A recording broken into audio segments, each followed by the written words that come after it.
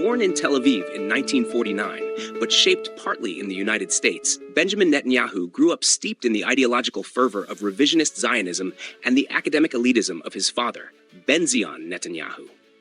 The young Bibi attended high school in Pennsylvania, earning a fluency in American English and absorbing the subtleties of U.S.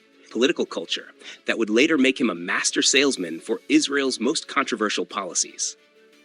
By the time he returned to Israel and rose through the political ranks, he was more than a politician. He was a carefully crafted brand, a figure who could charm Washington while tightening his grip on Tel Aviv. For decades, Netanyahu projected an image of strength and resilience, embodying for his supporters the Spartan virtues of discipline, strategy, and defense of his people. But behind the cultivated bravado lay contradictions and hypocrisies so vast that they now threaten not only his legacy, but the very state he claims to protect. The man who once claimed to be Israel's shield has, in fact, made it a pariah. His decades-long dance with American power culminated in the standing ovations he received in the halls of the U.S. Congress, a spectacle orchestrated by AIPAC and its army of lobbyists. But this very alliance has only deepened global suspicion, feeding into what was once dismissed as an anti-Semitic trope about disproportionate Jewish influence over U.S. foreign policy. Netanyahu's swagger, as he lectured American lawmakers on Middle Eastern geopolitics, was less a display of strength than of dependency. He became not Israel's defender, but its PR man, managing Western guilt over the Holocaust while pushing policies that sowed hatred and instability. In Gaza, his legacy is written in blood and rubble. Under his watch, Israel's military operations have drawn comparisons to war crimes from organizations like Amnesty International and Human Rights Watch. But perhaps more damning is the chorus of Jewish voices rising in condemnation. Groups like Jews for Peace and Code Pink, alongside Jewish journalists in Israel and abroad, have been among the fiercest critics of Netanyahu's post-October 7th Gaza policies. For them, his actions not only betrayed Jewish ethical traditions, but endangered Jews worldwide by conflating Zionism with Judaism and turning legitimate criticism of state violence into fodder for bigots. Netanyahu's obsession with Iran as the ultimate existential threat to Israel has also blown back catastrophically. His support for covert strikes and shadow wars provoked Iran to unleash missile barrages across Israeli territory, breaking the illusion of security his government claimed to uphold.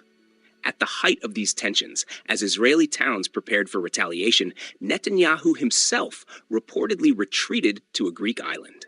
For a man whose image is built on defiance and vigilance, this act of flight bordered on treachery.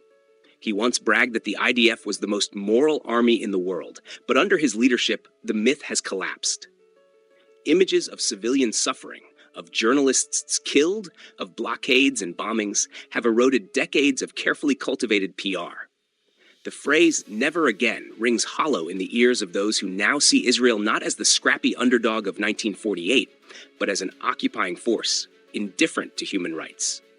Netanyahu's policies have turned global sympathy into outrage, and his legacy may well be the normalization of Israel as a state accused of war crimes.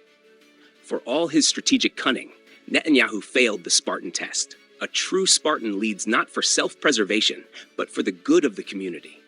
He used his charisma, intellect, and Western connections not to strengthen his people, but to entrench himself in power, even as corruption scandals swirled around him. He divided Israelis against each other, weakened their standing abroad, and left them more vulnerable than ever to external threats. In the end, Netanyahu is no Spartan. He is a false prophet whose ambition blinded him to the very values he claimed to defend. He took the virtues of resilience and discipline and weaponized them not for justice or survival, but for his own political longevity.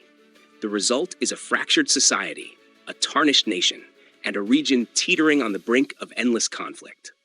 Order the Spartan mindset today and embark on your journey toward becoming the leader your world needs. Let your struggles forge you into a warrior of character and resolve.